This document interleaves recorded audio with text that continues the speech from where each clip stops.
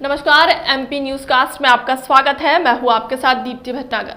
आइए शुरुआत करते हैं दिन भर की कुछ खास खबरों के साथ। देखिए, जिला श्योपुर तहसील वीरपुर से स्थित 27 किलोमीटर के लगभग दूरी पर स्थान धौरब सरकार नामक जगह का रहस्य।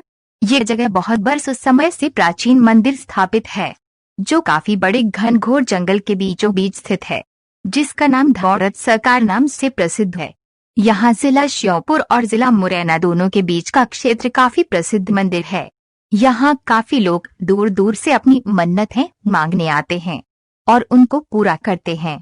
बताया जाता है कि ये मंदिर एक विशाल घनघोर जंगल में स्थित है, जिसमें काफी प्रकार के पशु पक्षी पाए जाते हैं और यहाँ वन विभाग की चौकी भी स्थित है, जहाँ पर जवान तैनात रहते हैं और वही रहकर अपनी नौकरी को पूरा करते हैं। इस मंदिर की यही विशेषता बताया जाता है कि इस मंदिर पर श्रद्धालु भक्तों द्वारा जैसे पैदल, मोटरसाइकिल, 4 पहिया वाहन आदि प्रकार से श्रद्धालु भक्त यहाँ आते रहते हैं, जो अपनी मनोकामनाओं को लेकर आते हैं और बताया जाता है कि मनोकामनाएं पूरी भी होती हैं।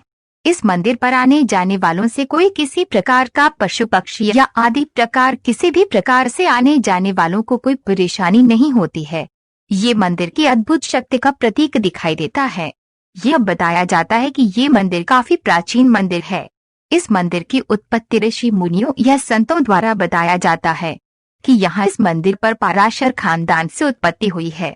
इन महंत के पिताजी का नाम परमसुख और माताजी का नाम सुशीला है, जो यहाँ आसपास 15 किलोमीटर की दूरी पर विराजमान थे। इन महंत की कहानी में बताया जाता है कि ये एक जंगल में काफी समय पहले गाय चराने आते थे और यहाँ अपनी बाल लीलाएं करते थे, जिस प्रकार श्री कृष्ण भगवान की बाल लीलाएं होती थी।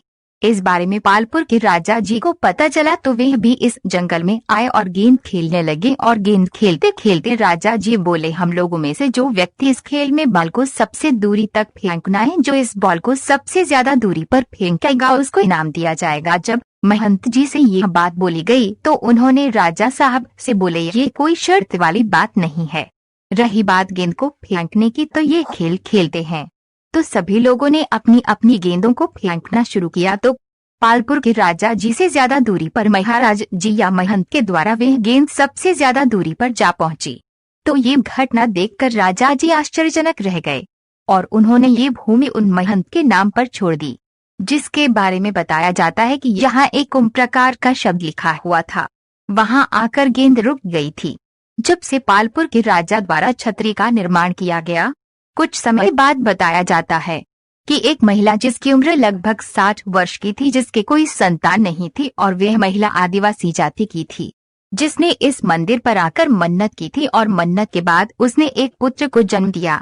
तत्पश्चात उस महिला द्वारा इस मंदिर पर आकर अपने पुत्र को एक डलिया में लेकर परिक्रमा लगानी शुरुआत की। जैसे ही प्रतिमा करते समय पीछे की तरफ वह डलिया के साथ उसका पुत्र नीचे खाई में चला गया और उस महिला ने ये देखकर अपनी परिक्रमा लगाए रही। तब कुछ लोगों ने वहां बोला, बहन जी, आपका बालक नीचे गिर गया है, आप उसे पहले देख ले। तो उस महिला द्वारा बोला गया कि जिसने इसे दिया है वही इसका पालनहार होगा, वही इसकी रक्षा करेगा, मैं अपनी परिक्रमा को नहीं छोड़ूंगी।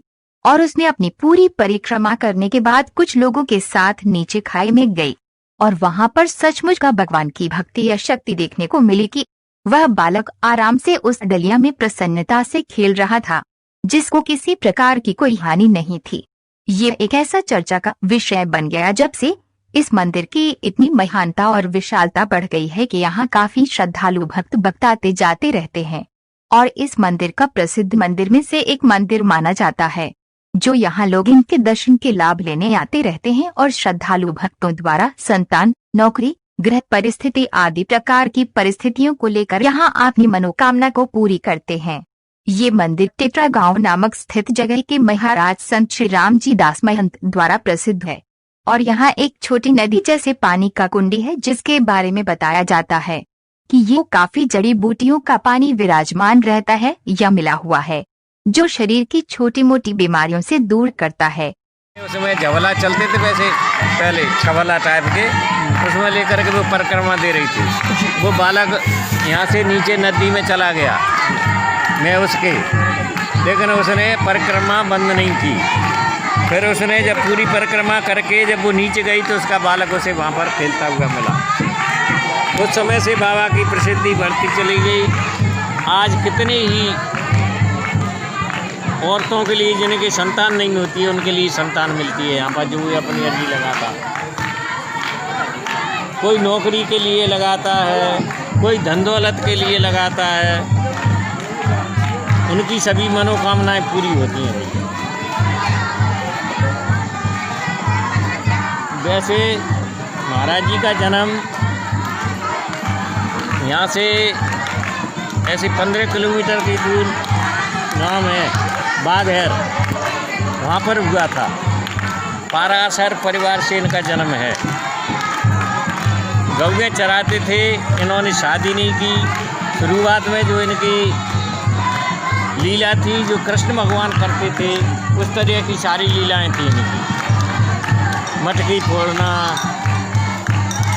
घर घर में जा कर के माखन खाने की कोशिश करना।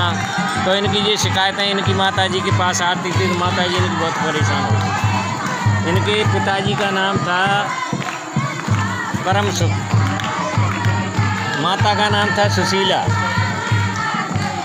इसके बाद में ये वैसे सिद्ध ही जन्मे थे और गाय चराते चराते ये सिद्ध बन गए। फिर इनकी शर्त हुई पारपुर पारे जो राजा थे उनसे। गेंद खेलने का इनको बहुत शौक था बेटा।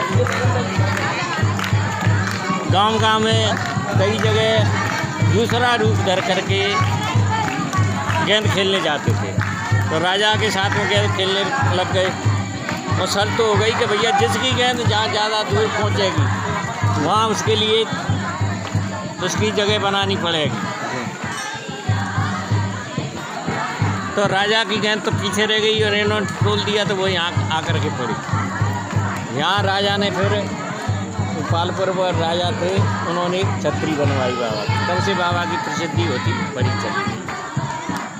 यहाँ पर जो है जो स्थान है वो नीचे अंदर पोला है, गुफाएं बनी हुई है इसमें। जाने कितने लोग तपस्या कर रहे हैं, कितने साधु तपस्या कर रहे हैं। अदृश्य शक्तियाँ हैं। यहीं से गंगा जी निकली है